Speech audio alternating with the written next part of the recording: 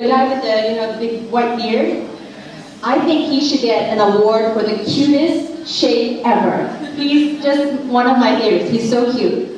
But when he was talking about his story, he kind of reminded me of myself a little bit when I was researching about Islam. I'll tell you a little bit about myself after this. I was just thinking, he kind of did almost the same thing I did.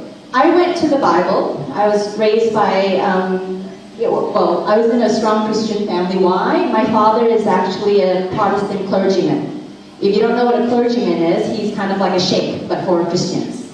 Yeah? So I was brought up by a missionary father. He was a clergyman. We were very strong Christians, but the thing is that my father was very open-minded. He never, put down the other religions. He always told me, when I go for interfaith talks, everyone gets along, it's fine. Everyone prays in their own way, it's fine. So my mind was always open. Yeah, and then I got into a very good college. It's called Boston College. It's run by Jesuit monks. So in those movies, you get those monks in brown robes. I had those on my campus. They were gardening and teaching and all this. So, but the thing is that they were very neutral. They actually are, one of the monks actually was the one that told me that the Bible was put together. So I knew that since I was a teenager. Yeah, so when I became a bit older, I was very interested, of course, in my religion. I had always found anchoring there. So when I was looking into Islam, at first I was looking into the Bible. And I did exactly what Yusuf Estes did. I said, I can't look at translations, because English could be wrong. Because every language has a set number of words. Some words you can't translate. Like my other language is Thai. There's some Thai words I can't translate in English. So I thought, okay, that has to be the same with whatever the Bible was in. So I set out to learn Latin, Greek, Arabic. I wanted to learn all of these so I could know the truth. Of course, it didn't happen. It would take too long. But I was given a book that, actually did the work for me. It was, line by line, how it goes. Kind of like what he did. Okay, I just want to make that point. And to continue with that point, what I'm trying to get at is everyone comes to Islam in a different way. Yeah, not everyone, has a friend to talk to. Not everyone is living in Malaysia where there's lots of Muslims, all around. But sometimes, we hear these stories of people learning about Islam or wanting to become a Muslim just by hearing the adhan. Yeah, we heard the call for prayer earlier. The non-Muslims, it was very beautiful, right? I feel that is very beautiful. And some people, that's enough for them. Yeah? And then other people, they come to Islam because they travel. Yeah, they go to Turkey or they go to some country where there's a lot of Muslims and they're treated well. So they come to Islam through travel. Other people, they go on YouTube. Everyone's watching YouTube nowadays. So it's not the same way for everyone. For me, it was through books. Yeah, for me it was through books. I did get introduced to Islam a little bit in college. I learned, what's that word for when you're learning about comparative religions? I'm not American, so I'm a little bit like this, yeah? You can deal with me, yeah? So I did a comparative religions course, and it was great. I learned about all the different religions. So when I started to learn about Islam here, I went back to the books. Number 1 was comparative religions. Number 2 was a short history in Christian history. Yeah. Number 3 was an explanation of different books that didn't make it into the Bible, and then I stopped. Why? Because I was at a point in my life where I wanted truth. The same as Yusuf Estes said. Yeah, we come to a point in our lives that we want truth. So I was looking for truth. I was looking for translations. I didn't find it. I was looking in history now. History, I found that Christian history, I'm going to talk from my point of view, yeah, because I was a Christian. I found that it was so bloody. It was so bloody. Why, if you want to come to a religion and you think that it's the truth, why do you have to kill people? Why do you have to have all these wars, and why do you have to have all these battles? So I didn't like that, so I put the history book away. Number 2, I started thinking, okay, now I have to look into the translations, I have to look into other things. So I was going back year by year, I was looking for the pure church. I wanted that one pure church that, the early Christians, whatever they did, I wanted to do that.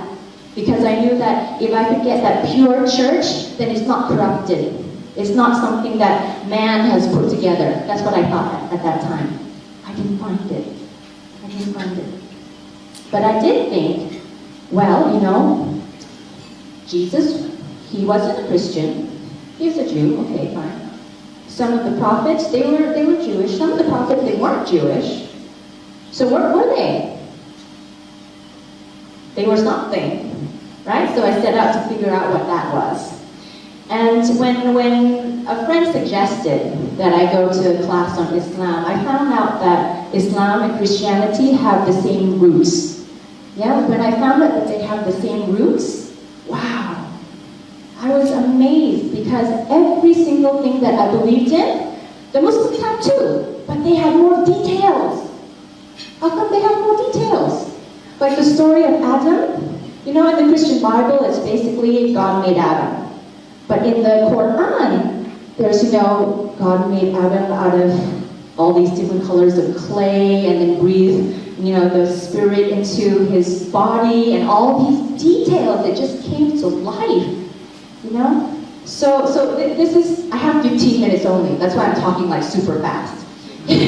So that's part of the journey. Yeah, so this is the learning part.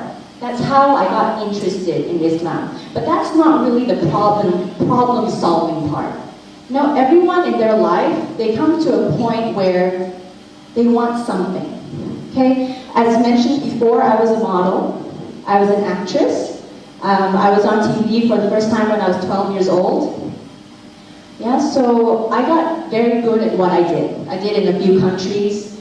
I did in this country for about 5 years.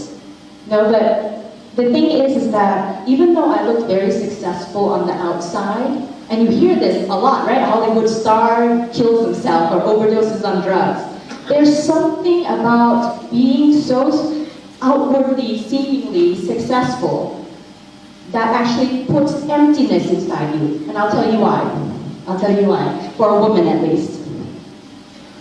When you're a model or an actress, you are looked at from head to toe. My agent would call me every 2 weeks and ask me, Elisa, what's the length of your nails? Elisa, what color is your hair now? Elisa, did you cut your hair? Elisa, did you get fatter? Did you get smaller? So I outsourced my self-worth to someone else. I was only good if someone else told me I was good. Yeah, I had no self-worth, and that's where the emptiness came from, number one. I was looking for something that would fulfill me. Okay? Number two, I don't know about you, but most people I know are living with a lot of pain. Pain. You don't have to tell me, you think about yourself. You've been wronged. You feel that you have some kind of injustice. People are going around, why is my life like this? I worked so hard, I tried to be so good. Why? I had a lot of that. I don't know if you have that, but I had a lot of that. Why, if I've studied so hard, I was a straight A student, my friend was just saying I was an overachiever, I really was. But why was my private life so disappointing? And why was it that when I tried to be so good, so many people take advantage of me? Where is my justice? Where is my justice? Where can I get rid of this pain? Who can I look to? Because whenever I look to a person, they add to my pain. They don't take away that pain. So now there's emptiness. There's pain. I needed a way to get rid of that. And how did I usually do that? I turned to Christianity. But now it was out. Yeah, remember, I had read too much and now it was out. So now where do I turn? My option at that time was to look into Islam. And I mean, subhanAllah basically means wow. Wow. What I found was exactly what I needed. I found a place where I could take away and I could understand my pain and I could feel my emptiness.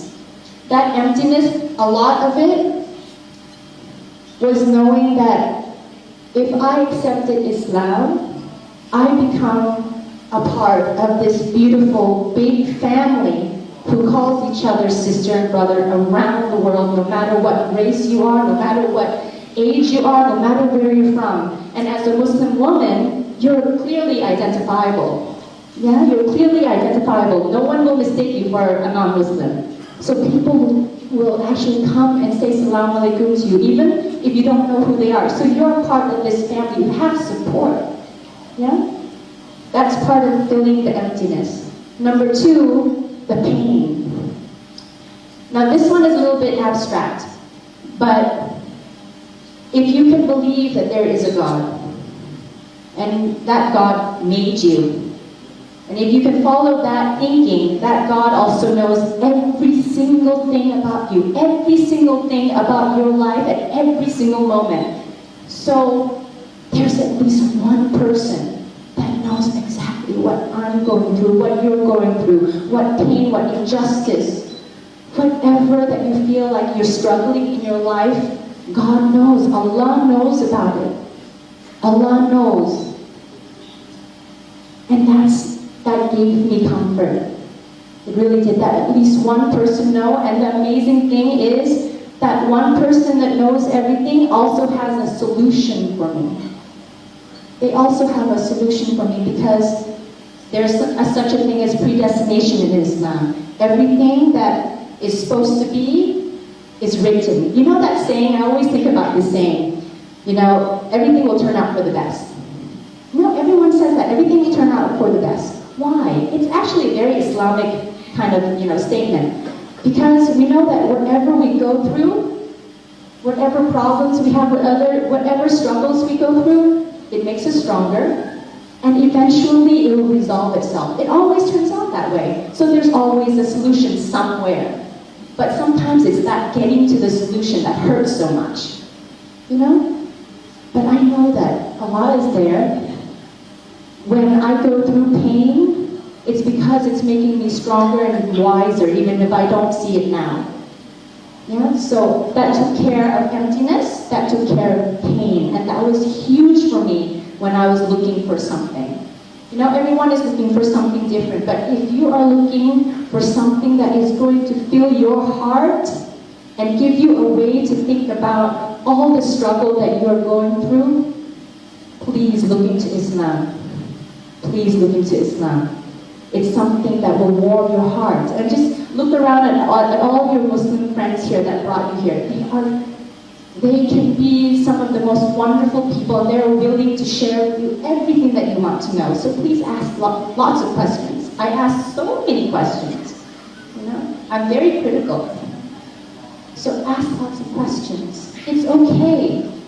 And if someone can't answer, don't blame them. Because we're human. Yeah, not every Muslim is the same. Yeah?